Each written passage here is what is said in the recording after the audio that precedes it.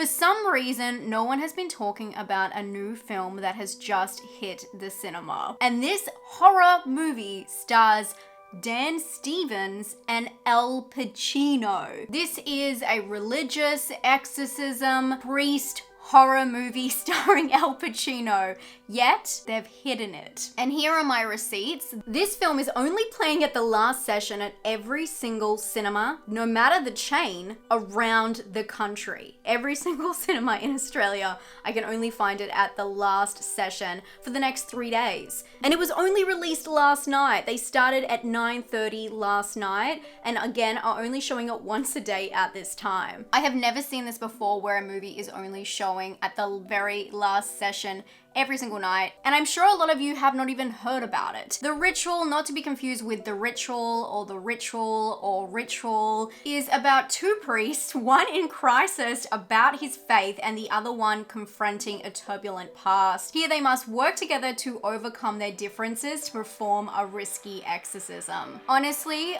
I am going into this with an open mind, I promise, but that plot line is the most unoriginal thing I've ever heard. And this movie is also inspired by true events. So I really don't know what I'm walking into. I did not watch the full trailer. I've only seen the poster, but I feel like I have already seen this film several times before. Why is this movie having such a weird release? A horror movie starring Al Pacino. I do love religious horror. I love exorcism films. I know they are a dime a dozen at this point, but I'll always go into them enjoying scratching that itch for me. I'm gonna let you know whether this one's worth your time and worth your money, if it is actually different, and if it's scary. I'm gonna let you know spoiler free. Let's go see The Ritual.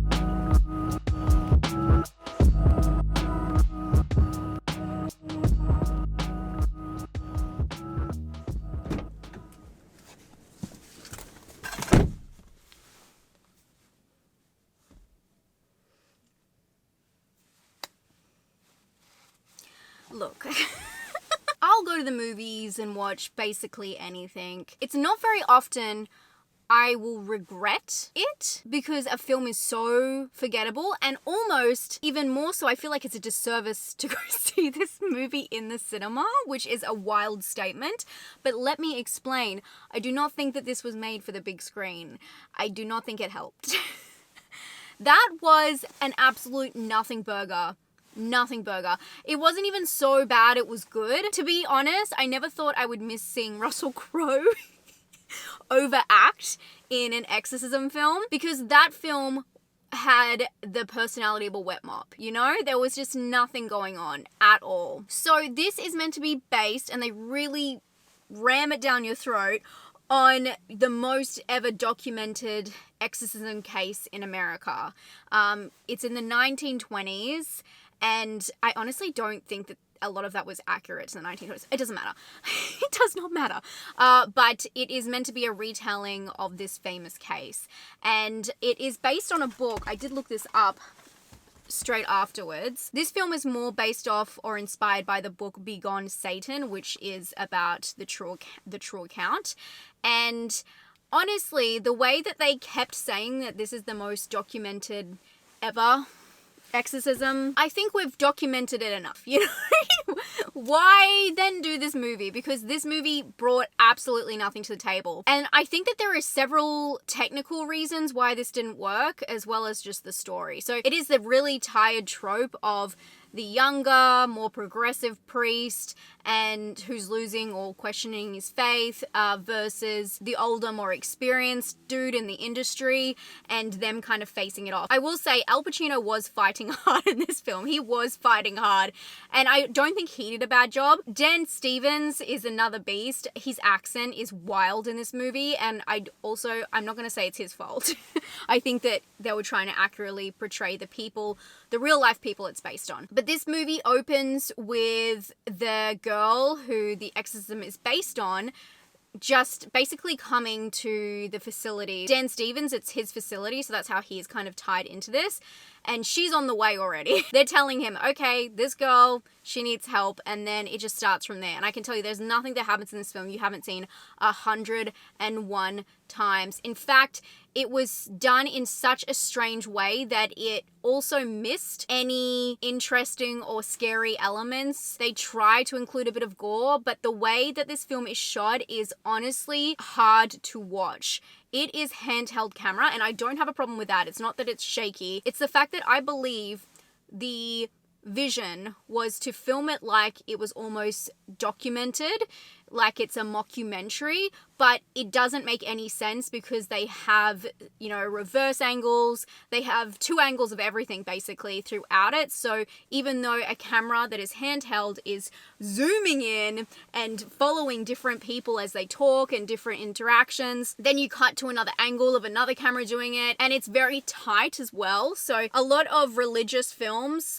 they really play into the overwhelming imagery of churches, just, you know, the idea of a higher being and God, everything's grand, everything's epic, and this one is a very tightly shot film with all handheld cameras. And it is jarring and grating, and it feels like it's almost you're watching a stage show where it is just zooming in and out of everyone talking. And Dan Stevens, he's, you know, the unexperienced priest in the background watching the exorcism like this. And the way it just lingers on him, it's so awkward.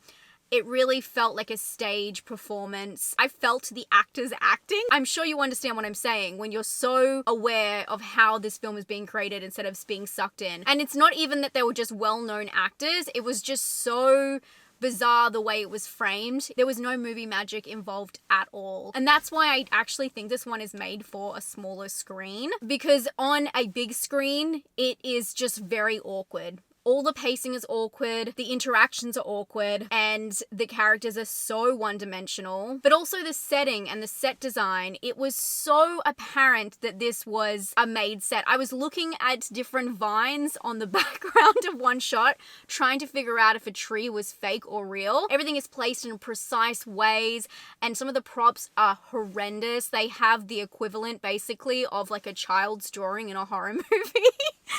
Dan Stevens picks up this note, and it's the way it's etched out is just horrendous. Everything is so theatre almost, but shot. And I'm not saying anything's wrong with theatre. Obviously, theatre is a certain way because you're meant to be able to see it from all the way back there. So when it's shot in a film and everything's done in such a weird, purposeful, non-realistic manner, it's very obvious, especially when it's blown up on the big screen. So I just think technically it is a mess, absolute mess. But then there's the story.